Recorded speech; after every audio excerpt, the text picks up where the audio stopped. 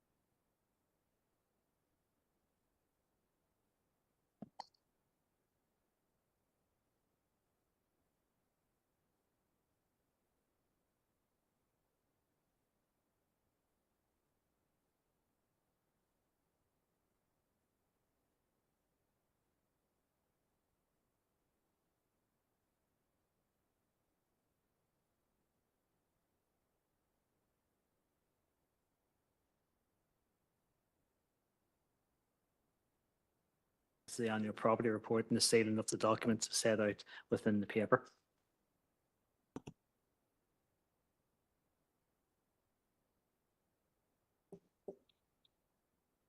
Tommy? I'm going to Carly.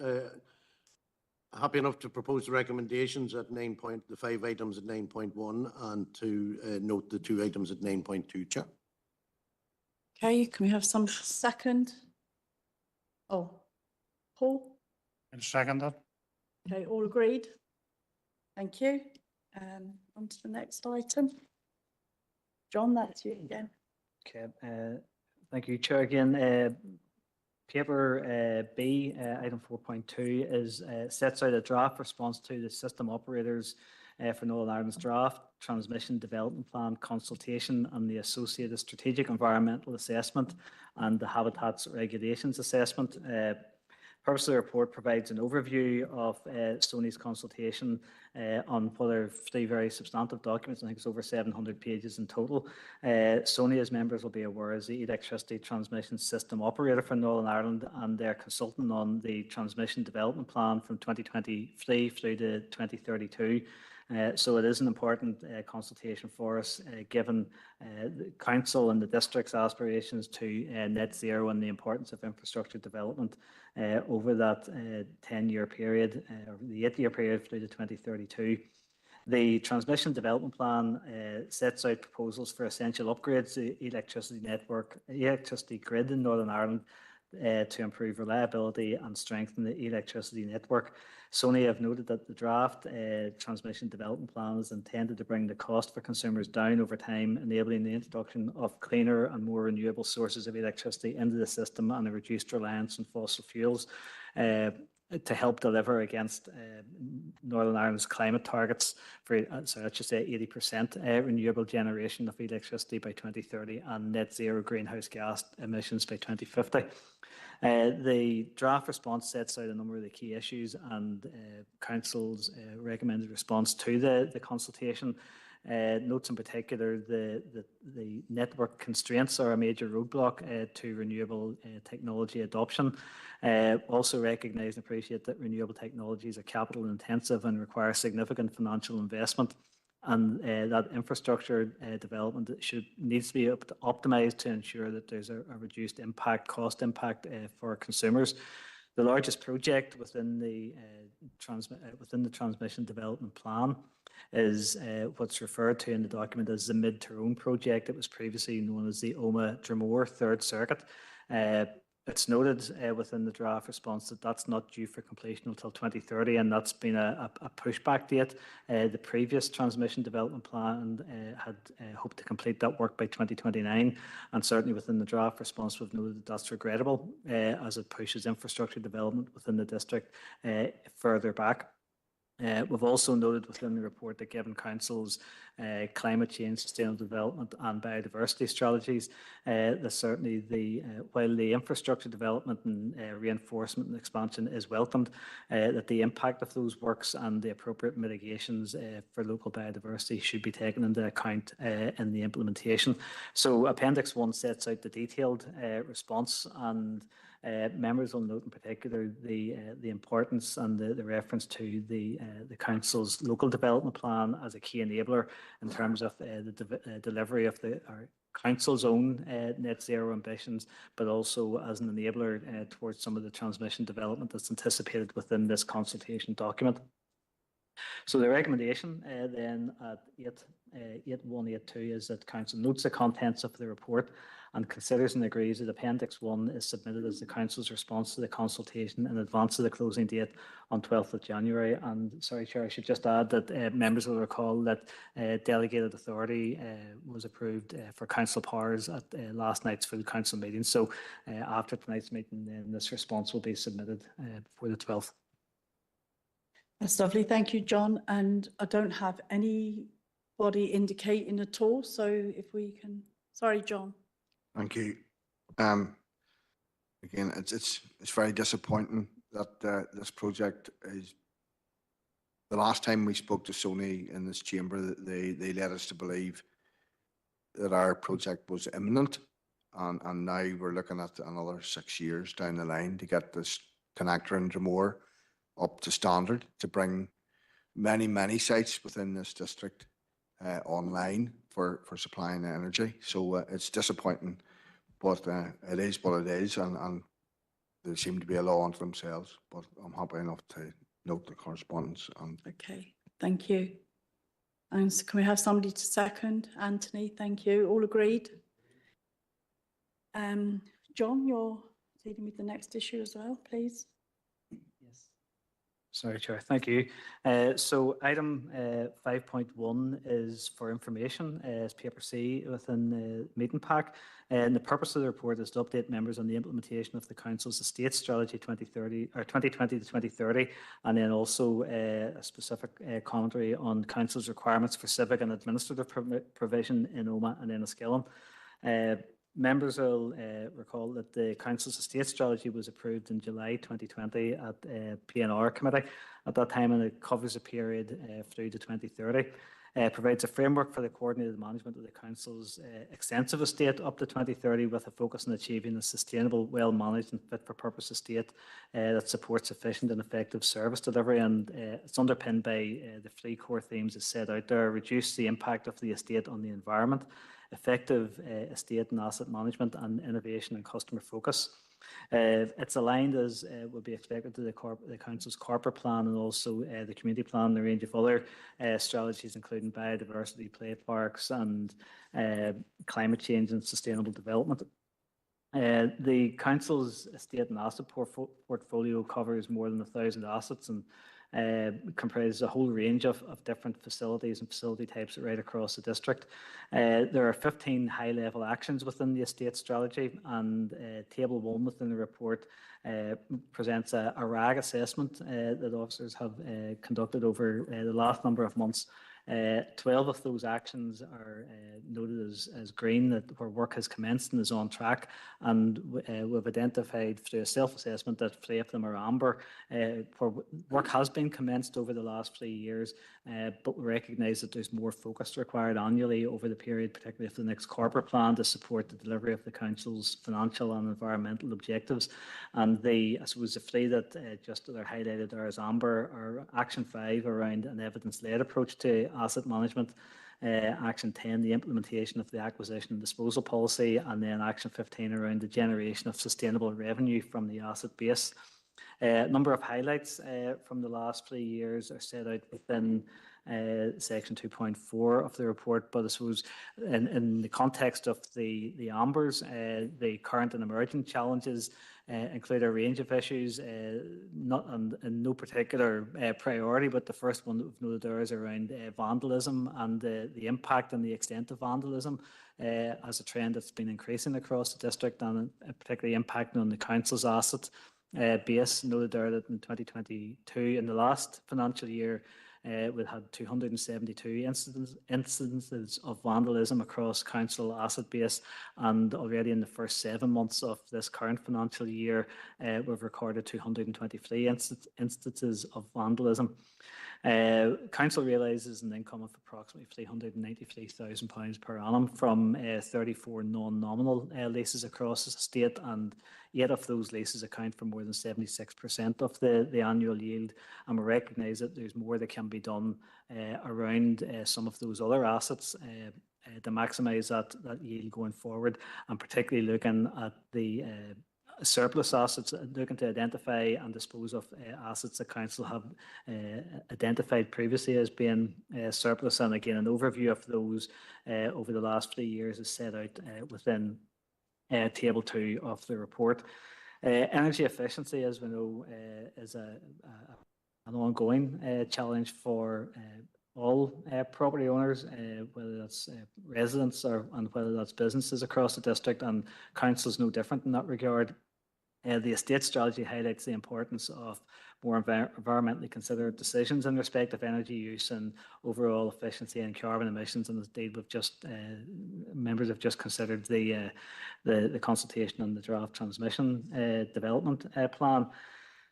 We have seen a reduction in carbon emissions across the council's estate over the course of the last 4 years, and that's to be welcomed. But we also recognise that there are significant challenges ahead, particularly in respect of some asset types. We know that particular leisure facilities, wet-side provision makes a very significant contribution to total CO2 equivalent emissions, and certainly that passive house standards are a core element of the proposed redevelopment of Fermanagh Lakeland Forum, and will be a key enabler in helping the council to achieve the net zero estate ambition by 2036.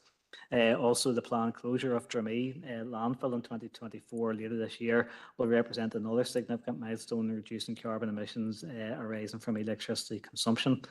And then the final point that's noted there is that in October 2023, in the context of energy improvement projects, members had deferred a decision at Policy and Resources Committee with reference to the Green Civic buildings, pending this review of the council's current and anticipated desk space requirements. So officers now completed that review and particularly looked at the 2 principal civic and administrative buildings in Omagh and Enniskillen.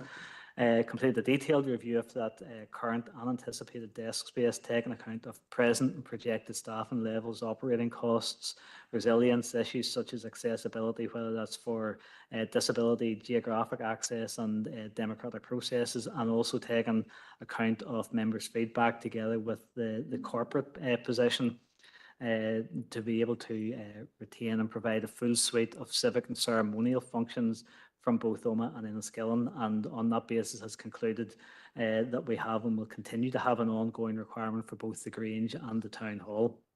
So, so the report set out then some conclusions around the need in the short term to streamline the asset portfolio to ensure it's aligned to current and emerging priorities, that we make better use of data and insights to drive asset efficiency and investigate opportunities to maximise and or generate long-term sustainable income from the asset portfolio. And the recommendation then set out at paragraph 8, the council notes a review of the estate strategy, and secondly, the confirmation of the continued requirement for civic and administrative provision in both the Grange in Omagh and the Town Hall in Enniskillen. Thank you, John. Nolene? Yes, thank you, Chair. I propose to note the report, but I'd also like to ask on page 3, the table 2, the surplus assets overview.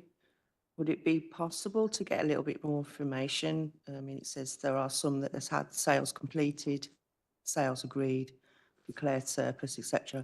Could we get a little bit more information on the sales and the sales agreed? Like, how much has the council got for them, or you know, and who's it's been sold to, etc. Yes. Thank you, Councillor Hayes.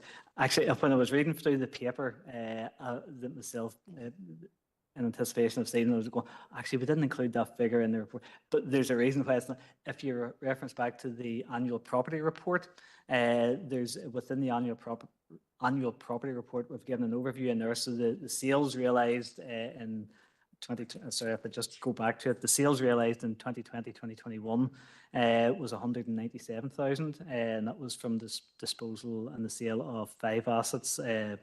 There was Maguire's Bridge, the former public convenience, Newton Butler, former public convenience, former egg stores in Mountjoy, Loch Melvin Holiday Centre and Ruski former play area. And then in 2022-2023, we've realised a total income of 72,500, and that was in respect of disposal of Clabby, former civic amenity site, and lands at Strathroy.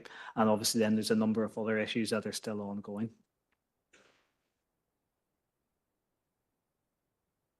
Thank you for that. But there isn't an individual breakdown for each one, and who they've been sold to.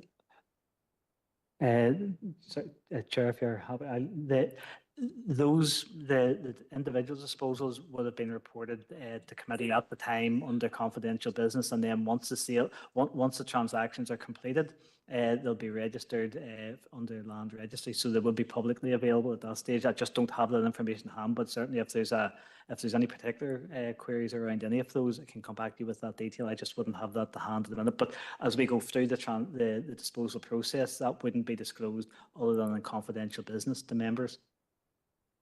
Okay. Thank you. Anne-Marie, can you? Yes, thanks, Chair. Yep. Yeah, just on that there, it was the one to do with, if I can get the right wording of it, sorry, I'm getting my computer up here and going, proposal to declare surplus in the Maryville formal play area in Greencastle. And I know that there's been community engagement with yourself, John.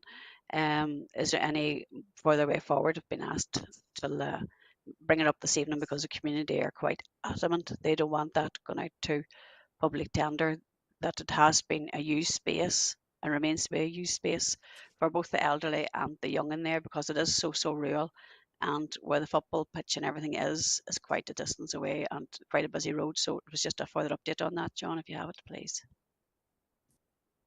Thank you, Councillor Fitzgerald. Yeah, we've had engagement certainly with Councillor Kelly in that regard, and I know there have been inquiries made with a number of community voluntary organisations within the area, and actually as recently as, I can't remember if it was last week or at the start of this week, certainly we've been in contact with members in that regard, and certainly we would be hoping that there'd be more progress to report back by the end of this month and bring any further proposal back to members, and if not in February, ideally certainly by March of this year.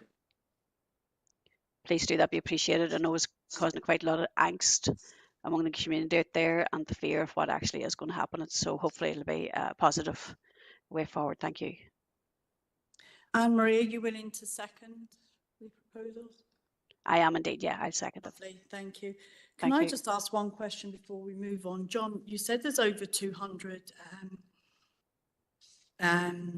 occasions of vandalism taking place. Can I just ask, and if you haven't got the information now, I'm happy to wait for it. But was there any charges or prosecutions around them, or is council property just getting damaged and people kind of getting away with it?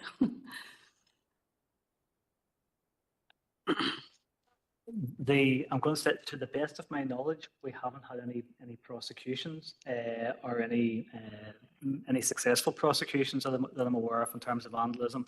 I suppose prosecuting vandalism is obviously challenging in terms of having the evidence to take forward a prosecution. Certainly what I can say is that all instances of vandalism are reported to the PSNI, and vandalism, it spans the whole spectrum of, I can say, like simple wanton vandalism where things are just being broken for the sake of being broken, and through to graffiti that can be homophobic, racist, etc.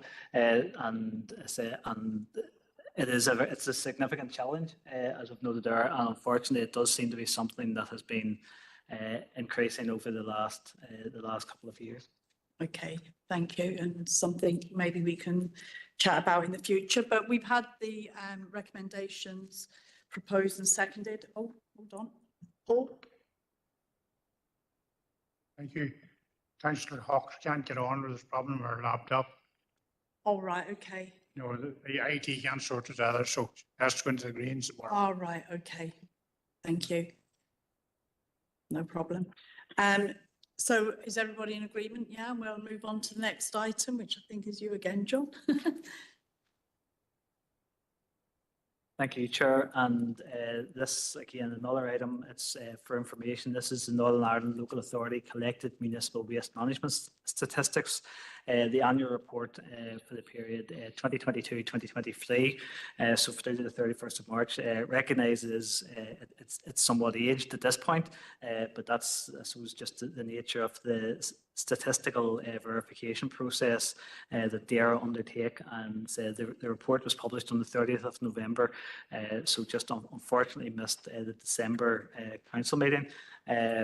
So the paper sets out some of the key issues in terms of for Malin District Council performance in terms of total waste collected, waste sent for recycling, and a breakdown in terms of the various performance against the various metrics: reuse, dry recycling, composting, and the comparison with other council areas across Northern Ireland. So the information is presented within the appendix. Appendix 1 is the detailed annual report, obviously, and then there's a couple of the infographic that's available for members as well in terms of an overview at the Northern Ireland level, but the recommendations, some of the council notes the contents of the report.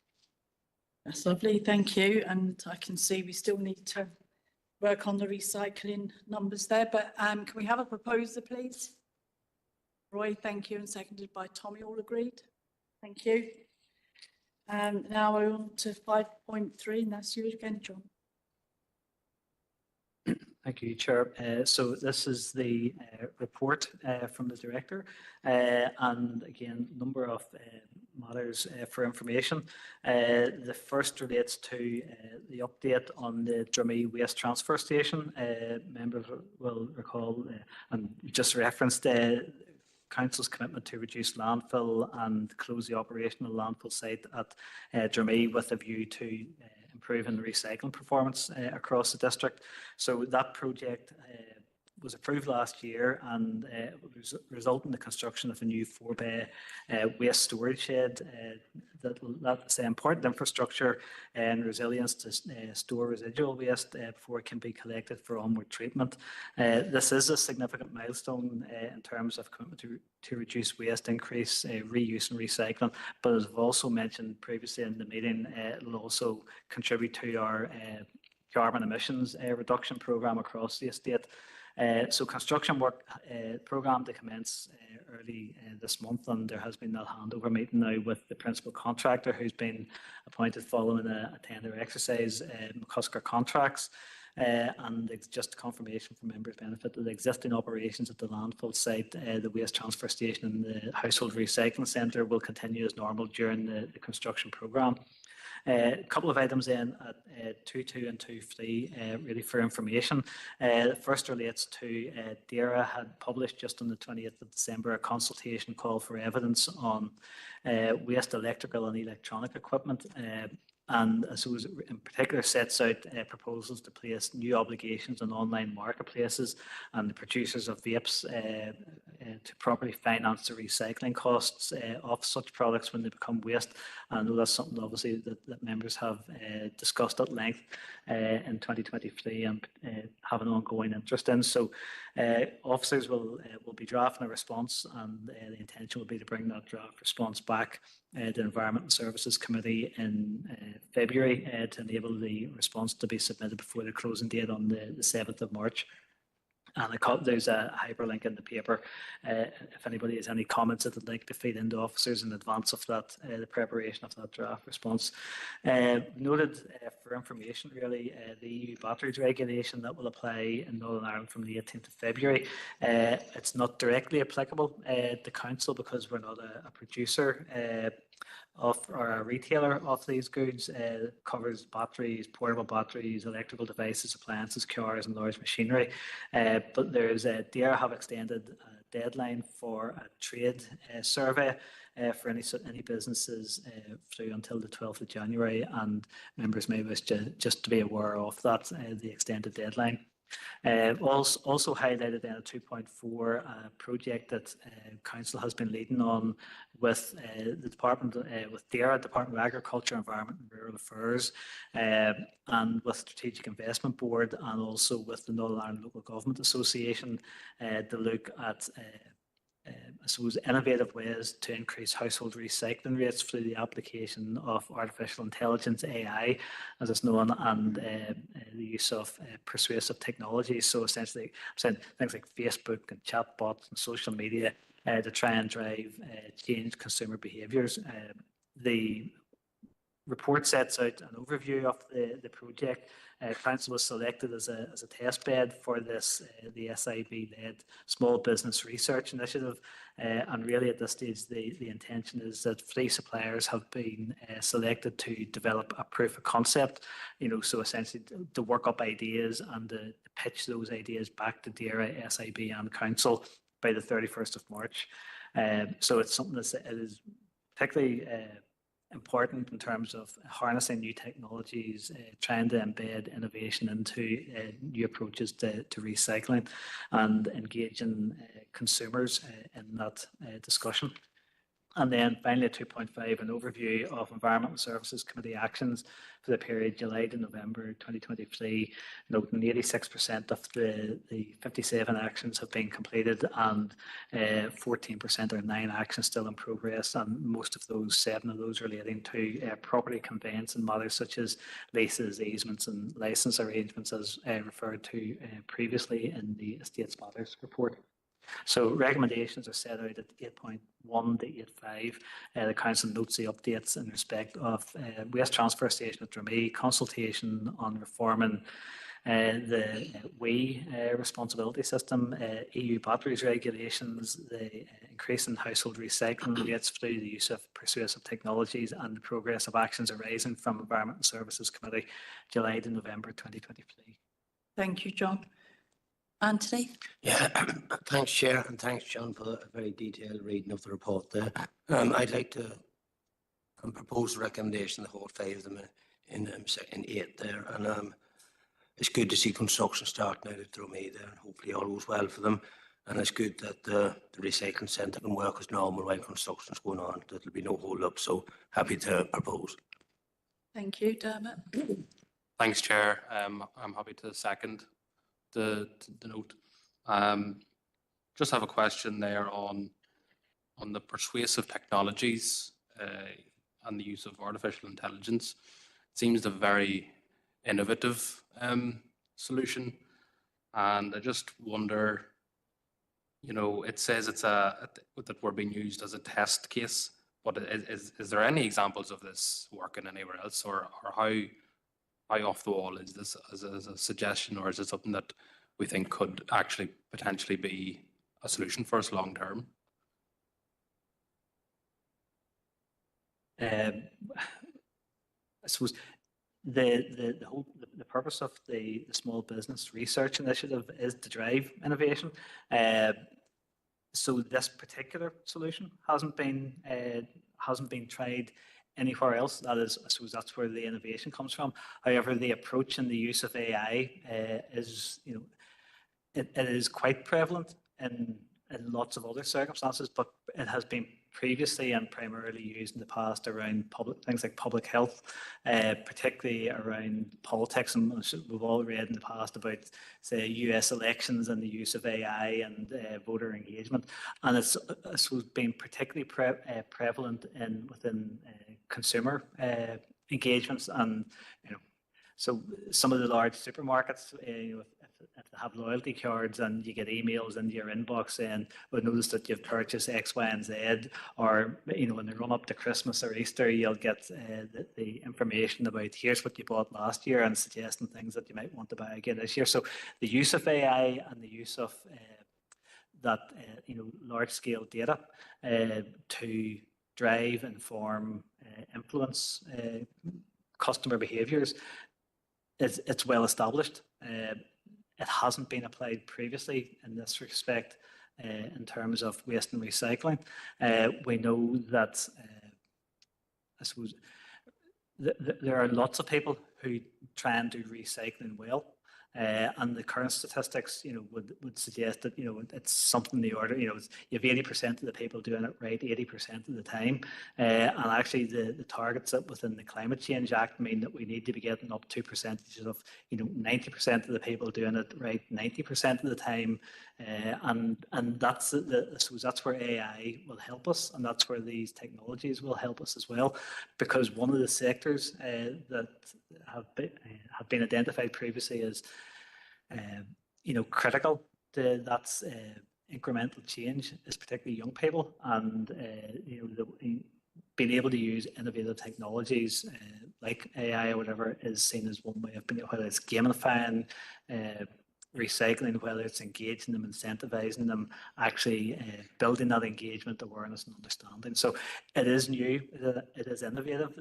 Between now and the end of March, I suppose what the 3 suppliers who have come through this project are being asked to do is to establish the proof of concept and to pitch that back to DAERA and ourselves and the SIB and see where that goes, because obviously any company that can develop such a solution, there would be very significant opportunities for all local authorities in Northern Ireland to benefit from it, and that's part of the SIB-led project. And that's one of the reasons why NILGA are also involved. But there's obviously potential for this then to be scaled out beyond Northern Ireland and beyond, you know, beyond this island and these islands. Thank you. Tommy? Gurmagana Carly, thank you, Chair. I had a few questions on this research initiative myself. Initial reading, the fact that there's funding along with it is to be welcome, because often we're chosen to take out a task without any funding coming with it. But the question I have is it an in-house? Will it be people within the council already carrying out this initiative, or is it another outside body will be doing it and that they will absorb the budget, or is it a budget to be spent in-house? And again, I would have some concerns about, obviously, about this new technology, but then I wouldn't be up to speed with all the modern stuff, but be cautious welcome, I suppose, is my stance at the minute. But just on the question of, is it in-house and is the funding coming to the council, Chair? Thank you, Councillor Maguire. The funding doesn't come to council. The funding the funding goes to SIB, and SIB administer the funding out to the three. It was actually 4 projects, but there's 3 suppliers. The 4th project is a group of postdoctoral students in Queen's University who are SIB were keen to engage, but say with 3 other suppliers who were also have been selected through an assessment process. They responded to the challenge. So DARA then draw the money down from the SBRI. So the funding doesn't come to council. The funding goes sort of through SIB DARA directly to the 3 suppliers that have been invited to develop the proof of concept. So from that point of view, there is no financial cost to council. Council's input has been around the technical knowledge of and understanding of the challenge, and then also an opportunity for us to benefit in terms of the learning that comes out of the proof of concept development. And then if there is an opportunity for this to be trialled in a beta version in the next financial year, an opportunity for us to benefit in that regard as well. Okay, thank you. And Anne-Marie, your hand is up. Is it from last time, or do you want, have you got, thank you. Apologies, So- Debbie, apologies. No, that's okay. So we've had these recommendations proposed and seconded. So is everybody in agreement? Thank you. And we go on to now 6.1. That's you, John. Thank you, Chair. Yes, Chair, this is a quarterly report from Building Control and Licensing in terms of the approvals granted and the work that is undertaken in that section. You will see it in the various appendices. 1 is the Building Control report, 2 is in relation to licensing, 3 in relation to dog control, and 4 in relation to the formal actions which have been taken by the dog control section. Just members, just in relation to Appendix 3, and I know it is an issue which continuously comes up in the chamber here in relation to dog control and dog attacks or whatever.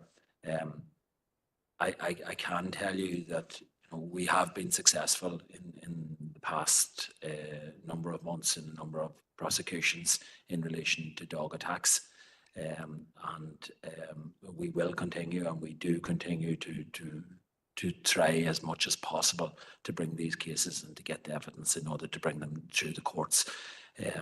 Some of them, it is very difficult, I do have to say, and in relation to all of those, whether it's attacks on dogs or attacks on persons or livestock or on people, it is very difficult to gain the evidence in a lot of cases. But I can tell you that our officers are working tirelessly in this regard in order to bring cases through the courts. So, Chair, it is recommended that the Council notes the report on building control and licensing actions for the period 20th September to the 13th of December 23. It's okay that we don't have anybody indicating, but can I have a proposer, please? Roy and Tommy and everybody in agreement? Thank you. And we'll go on to 6.2, which is yourself again. John? Yes, thank you, Chair. This report is in relation to a query which was raised at the last Environmental Services Committee meeting in relation to DNA testing, which was used in Leitrim County Council on a pilot scheme, and it involved the dog warden in Leitrim taking samples of dog waste in areas where there were high levels of incidence of dog fouling, and using DNA matching samples which were taken from saliva samples taken from dogs in the same area. I suppose I pointed out at the time last month when this was raised to do an analysis of the work in Leitrim that the real problem with this process is in the database that exists for dog fouling and the DNA sampling. In order to match it, you have to have the sample there, the DNA sample there, and the process which Leitrim went through is that they had a database of 50 dog samples which were just taken from dogs which had been held in the local dog pound at one stage or another. And of the samples, and there was only 10 samples that were taken, none of them matched that 50. In order for this process to be successful, there would have to be a national database of dogs. And DARA have indicated in the past that that is not a route that they would like to go down. So therefore, Chair, it's for members to note the report on the Leitrim County Council DNA testing scheme. Thank you, John. John? Thank you. Kind of was aware of this. The cost of setting up a database is prohibitive, and it would be voluntary. And the only time that this would ever be of any use is if we had a suspect and an incident that occurred on a dog, and then that would either eliminate or prove that that was the animal that did it. And that again, I think, might require legislation for allow us to collect evidence to be built up. And we've seen before how helpful the Justice Department and DARA are at updating the legislation around animals.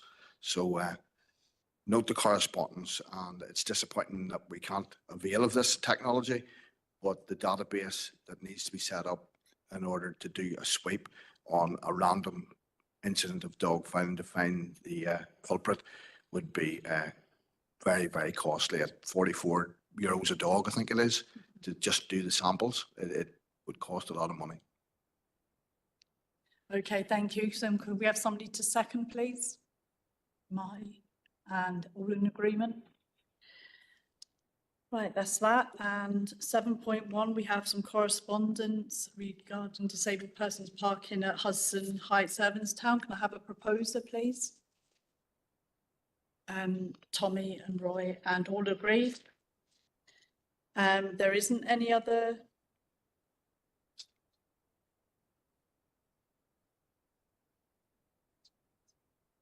Sorry? Oh, yeah, I know that. I was just going to say that. We have no correspondence, but we do have some relevant business, and Tommy is going to come in. Margaret Carley, thank you, Chair. Again, Chair, it's in relation to the salting of the town centre.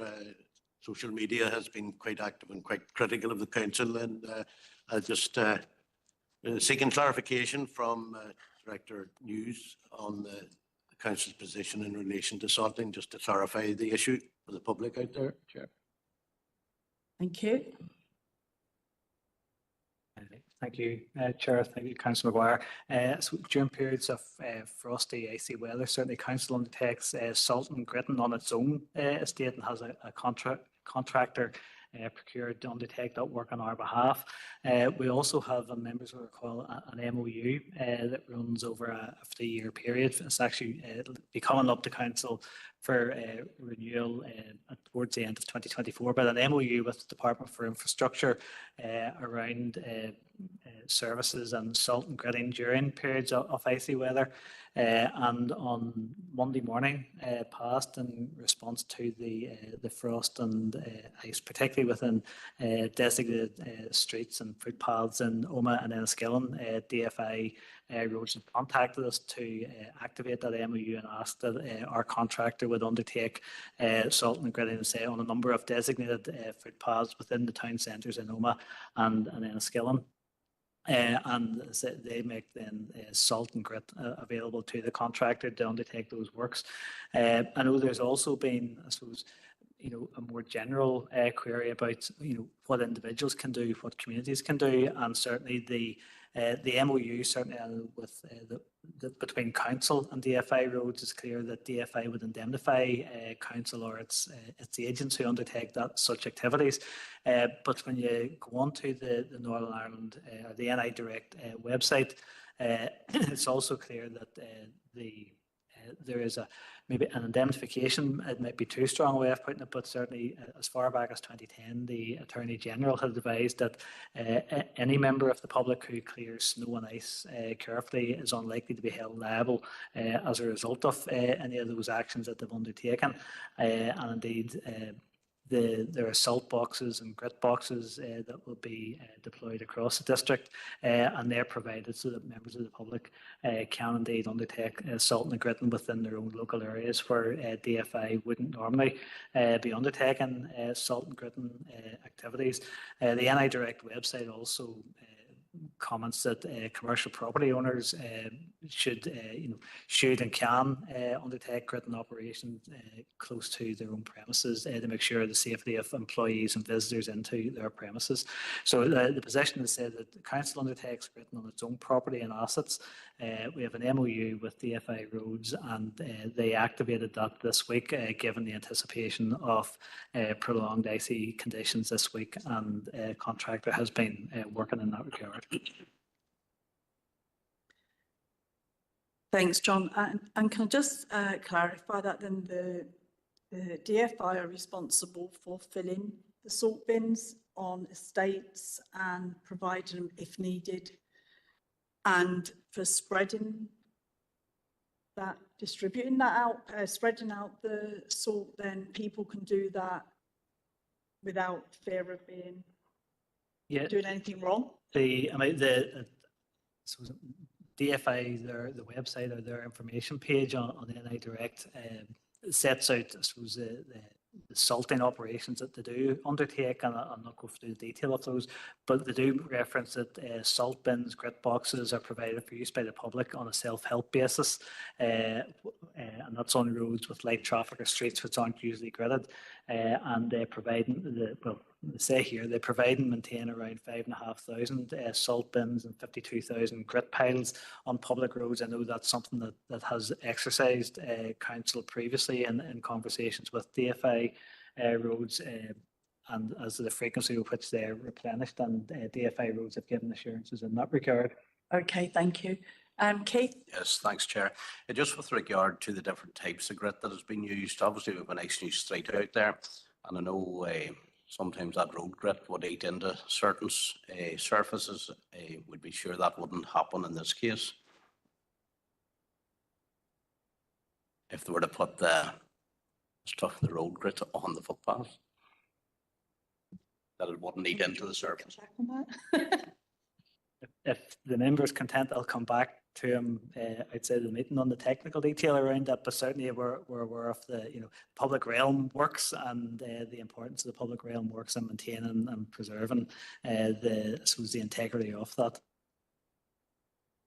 Okay, so nobody else is indicating. Thanks for that, Tommy, and that's the end of the meeting. So good night and safe home, everybody. Is that it?